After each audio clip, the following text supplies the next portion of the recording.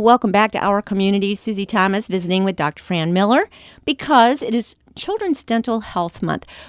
I don't want to do a pop quiz, but when is regular Dental Health Month? I don't know that answer. Okay, I'm gonna have to look that up. I think it's every day. Isn't that just the right answer from you? I would expect nothing less. Absolutely. We were talking about how important brushing the teeth is, and you're saying just keep it simple. Okay, exactly. Why? Why does that help? If we make it so that it's not such a big thing for the child, we want them to think it is as important as putting their shoes on. So it is part of the routine that you have to establish for the rest of your life. So if it's challenging or daunting, they're not going to do it. It has to be established that this is what you do. You brush your teeth in the morning, noon, and night, and you do it well. And so they'll say, well, they won't do it long enough. Go get a timer. Okay. And if they don't want to do it, get a happy chart. Make stickers. You have to, reward them. If they don't do it, then maybe take things away. But it cannot be a discussion. It is absolutely they have to have their teeth brushed. And don't reward them with candy. Exactly. No, never do that. Right. Stickers are great. Okay.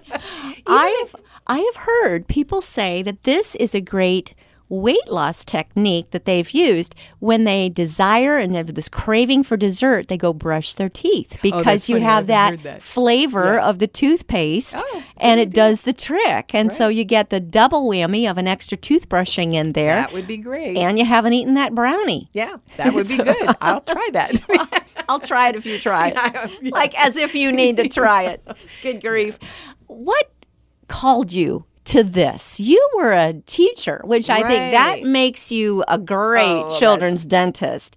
But why that leap, Fran? Undergrad, I worked for the orthodontist in this town. So I worked full time in the orthodontic field. And so then I taught school, special ed, and then my ex-husband at the time went back to dental school. He was a teacher, and he said, well, listen, you know a lot about dentistry. Why don't you come to dental school, which is then what I did. And you thought that was fun. It was great, yeah. All right.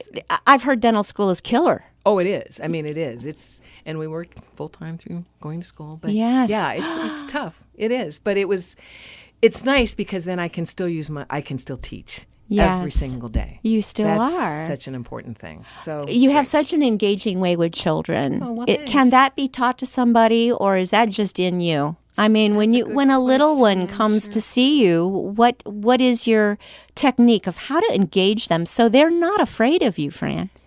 Wow, that's good to know. I think they just need to be treated respectfully. They are very, very important. And at that moment, it's all about them. It's not about their parent. It's not about their sibling. It's about that child that's sitting in the chair. They need to feel so important. And I think that's it. I don't know. Is it kind of fun, like riding up and down the chair? I mean, little people are the best, in my opinion. They're just the best. Yeah, it's really fun. You were saying how important it is for everybody to be able to do this. And is good dental care available to everyone in our area? That's an excellent question, and probably not, because yes, it is very, very expensive. If you don't have dental insurance, then you have to go to certain people on lists. There are clinics, and I would encourage people to go. Timken Mercy has a clinic. I would encourage you to go anywhere. I shouldn't say that, because the store ones I'm not a fan of in any way, shape, or form. Sure, okay.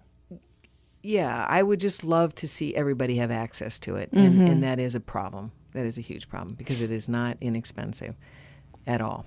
But, anything worth doing is if going to be a little bit of a commitment. And that's why our practice is all about prevention. We can't, we really want to help so that you don't incur dental bills, cavities and something like that. It's just really sad. We think of cavities. Are the worst things that can happen as far as our dental health, or is that like the worst? Cavities spin into pain, spin into loss of teeth, spin into inability to eat, inability to speak right, and sadly you don't want to smile, and smiles are so important. I mean, a smile is everything. You know how that directs conversation. It makes people feel good. Smiles are really, really important. So teeth are far more important than people think they are. And you only get one go. I mean, once you lose your baby teeth, you only get one go around at those. I mean, if you break your arm, you break your femur, it will mend. Teeth don't get better. we can repair them, but they don't get better. I know an instance of a young man who was very enthusiastic about his teeth brushing, and so enthusiastic that he needed to have some gum replacement while he was still like a teenager. So how do we do it without overdoing it? That's an excellent question, too. Use a soft bristled brush. As silly as that sounds, never use anything but a soft bristled brush. I don't know. I would want to see you err in the direction of getting everything off. Yes. Getting those teeth clean. So it is a fine line. Yes. It is a fine line. And you do brush your gums as well, you have right? to. That's important. And when kids have braces, I say you have to brush twice. You have to brush your gums first because there's a tooth piece that's sitting up there that they miss all the time. Rinse your brush off and then go in and brush the rest of your teeth. So it is very important. So you'll get that doesn't happen a lot, what you just said. So no, he was very enthusiastic. And he was probably using a hard bristle brush or a medium bristle brush. That could be. That could have been, yes. Because they sold those. I don't think those are even on the market. Yeah, I don't think I've seen one in a really long time. I couldn't imagine. Is there I love that you're giving us all this breakdown because personal story, I think I ended up with 8 cavities when my braces finally came off, and I was brushing regularly. Yeah. But is there a good trick for getting those bristles down in there between the wires and between those little metal caps? No, you just have to spend time and do it. And just like I said, you have to really brush a lot. I mean, brush the top part, rinse your brush off, brush underneath. I mean, you really just have to spend some time. You have to spend time. How much time? I always tell kids to go brush as long as what a commercial is. Okay, so and if they need to, they can go out in the living room and stand there and watch the commercial, or a timer or something like that. But you're okay with back and forth or in a circle, just whatever. As long as you're doing it. You got to do it. Just do it. Just do it. Yes. And sometimes I'll say, make it bleed. If your gums are bleeding, that's not bad. We'll say make it bleed because if they're bleeding because there's been plaque retained. The body reacts. If there's plaque on the teeth, the body engorges the gums with blood. And then when you go in and brush, then they bleed. And people go, oh, my gums are bleeding. And so I don't do it as much. And I'm saying just the reverse. It's okay. You need to. Your gums need to be pink and pointed, not red and blunted. So you really need to get in there and scrub. Yeah. Oh, this is fascinating. This is really, really educational. Well, good. So I love the fact that you are really making people smile. I hope, boy. Think about it. Just think how important that is. You can be stuck somewhere and in a room by yourself, and if someone smiles at you, everything changes. Everything changes, don't you think? You're walking down the street and you see people approaching you. If they smile, the world is different. So it's so important that people are able and they're not worried about smiling. That just is really everything. Absolutely. Well, we all look better when we're smiling. We do. And it makes us yeah, exactly. Yeah. So. I've always heard smile a lot and all your wrinkles will be in the right places. Oh, great. Isn't that great? Because it's happening right now. Good advice. Yes, that is rather have smile lines than frown lines, exactly. Right? Yeah. Every time. All right. So, taking advantage of your being here, then what would be different as the child gets older? What new things do we need to take into consideration as far as their health and their dental health? Really nothing. But the problem is they are now away from home. They're at school. They're getting candy from their friends. They're getting candy from the teacher. They're going to the sporting event and they're getting the pop and they think they're bringing. So parents just have to be vigilant saying, when they are the person to bring the treat, they need to bring the right treats. Oh, you know what? Speaking of that, you know what else changes? Sporting events. Kids need to wear mouth guards. Kids need to wear mouth guards. I can't say it one. Say it one more time. And they won't.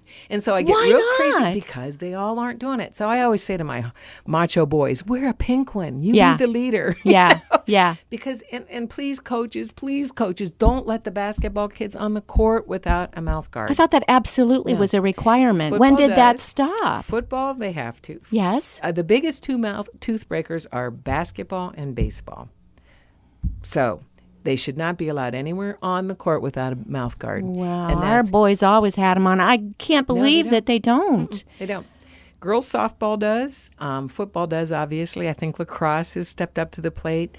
But it's basketball and baseball. Hasn't Steph Curry made that so popular? I know, that's Just what I chew say. on it And on the chewing side. on it is fine, Yeah. because if you get hit, you're going to get hit on the mouth guard, not on your mouth. It's right. big. And when you see that first facial injury, I just don't get it. And they'll go, yeah, so-and-so, you should have seen what happened the other night. I said, don't you get it? Get a mouth guard in. So that's a big, Mouth I'm glad guards. you brought that up. Well, I'm glad you And brought they can that get up. They can get a cheap one at the store. You don't have to have this special made one, because the kids will lose them. That's the other thing. Go to the store, get 5 cheap ones, stick them in the kid's backpack, and they need to always have a mouth guard.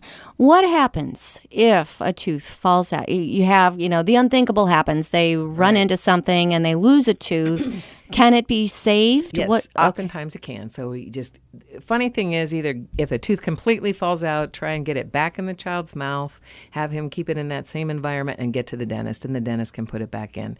Actually, sometimes that's the better thing rather than the tooth breaking. But, because most of the time they'll break. Most of the time they won't evulse, or they won't come out all the way.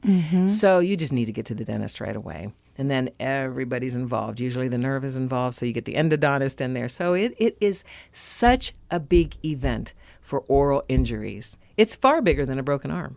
It's really much big. Now, why do you say that? Because the broken arm will be mended. We can only repair that tooth. So let's say this tooth is injured at a basketball game in 7th grade. So all of a sudden now the nerve might die 3 years later. Now because it's a brittle tooth, then it's going to break, and then it'll be an implant 13 years. You can pretty much time it out. You can. It's a timeline that you can. So mouth guards, I cannot tell you how important mouth guards are. Get those mouth guards. Get those mouth guards in their little athlete's mouth. How long can we plan for, since we're all on a timer, once you do get a cavity and you've got a filling, how long do those last? Well, that's another.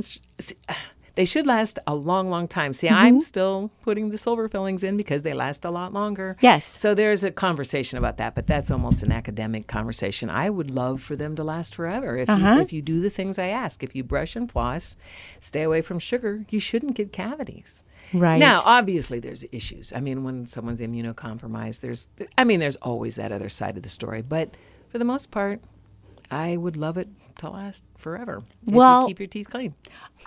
This is the final word, and I think that's all we need to do. We're going to drink water, brush our teeth, as every time we're leaving the house, just give them a good brush. Fluoridated water. Fluoridated water, absolutely, and get that mouth guard. Sounds perfect. All right. Okay. All right. Well, happy Children's Dental Health Month, and happy dental health to you. And thank you for keeping us smiling here in Stark County, Fran. Well, thank you for smiling so much. Thanks a lot for having me. All right. Bye-bye.